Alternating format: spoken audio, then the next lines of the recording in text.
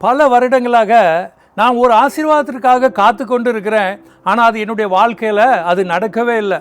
காலங்கள் ஓடிவிட்டது, வருடங்கள் உருண்டோடி விட்டது. இப்போ நான் என்ன நினைக்கிறேன்னா, எனக்கு அந்த காரியம் கிடைக்கும் என்கிற அந்த நம்பிக்கை, விசுவாசம் முற்றிலுமாக போய்விட்டது. என்னுடைய வாழ்க்கையில் மற்றவங்களுக்கு என்ன நடக்குது அதை பார்க்கிறதற்காகவே நான் வாழ்கிறேன் என்று சொல்லி இன்னைக்கு அநேகர் வாழ்ந்து கொண்டிருக்கிறார்கள். ஆனால் ஒரே ஒரு காரியம், நம்முடைய ஆண்டவருக்கு வருஷங்கள் பல உருண்டோடி போனாலும் அற்புதங்களை செய்ய அவர் வல்லமை உள்ளவர்.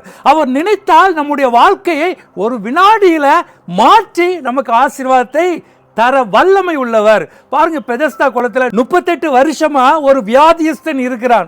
அவன்கிட்ட வந்து ஆண்டவர் கேட்கிறாரு, நீ சுகமாக விரும்புகிறாயா அப்படின்னு கேட்கும் பொழுது அவன் ஆம் இல்லை என்று சொல்லவில்லை. மாறாக என்ன சொல்கிறான், நான் குளத்தில் இறங்குவதற்கு முன்பதாகவே மற்றவர்கள் இறங்கி விடுகிறார்கள். மற்றவர்களையே பார்த்து பார்த்து பாருங்க, அவனுக்கு 38 வருஷம் ஓடிட்டது. இப்போ அவனுடைய வாழ்க்கையில் எனக்கு அற்புதம் நடக்கும் என்கிற அந்த விசுவாசம் அற்று போய்விட்டது.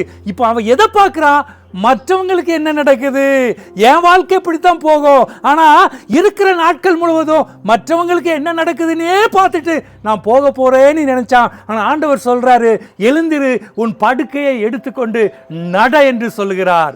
ஹல்லேலூயா. இந்த நேரத்திலும் இதை பார்த்து கொண்டிருக்கிற உங்களுடைய வாழ்க்கையிலும் நீங்க எதிர்பார்த்திருக்கிற அந்த காரியங்கள், ஒரு வேலைக்காக இருக்கலாம், இல்லைன்னா ஒரு நல்ல ஒரு ஆசீர்வாதம், நல்ல ஒரு படிப்பு, ஏதாவது ஒரு காரியத்திற்காக நீங்க எதிர்பார்த்திருக்கிற காரியங்கள் கிடைக்காமல் பல வருடங்கள் ஓடிவிட்டது. இப்போ உங்களுடைய வாழ்க்கையில இனி இது எனக்கு நடக்காது என்று சொல்லி மற்றவங்களையே பார்த்து கொண்டிருக்கிற சூழ்நிலைக்கு நீங்க தள்ளப்பட்டிருக்கிறீங்க. இந்த காலவேளையில கர்த்தர் சொல்றார், எழுந்திரு, உன் படுக்கையை எடுத்துக்கொண்டு நட என்று சொல்லி அந்த வியாதிஸ்தனுக்கு அற்புதம் செய்த ஆண்டவர் உங்களுக்கும் அற்புதம் செய்ய போகிறார். அந்த வியாதிஸ்தன் ஏன் படுக்கையை எடுத்துக்கொண்டு நடக்க சொன்னார் தெரியுமா? அந்த வியாதி அவனை பல வருடங்களாக அந்த படுக்கையின் மேல இருத்தி வைத்திருந்தது. இப்பொழுது அவன் படுக்கையை எடுத்துக்கொண்டு நடக்கிறான். காரணம் என்ன?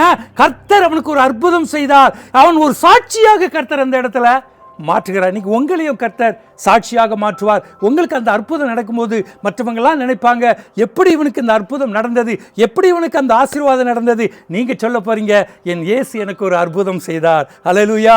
நீங்க சொல்லுவீங்க, சாட்சியாக மாறுவீங்க. God plus.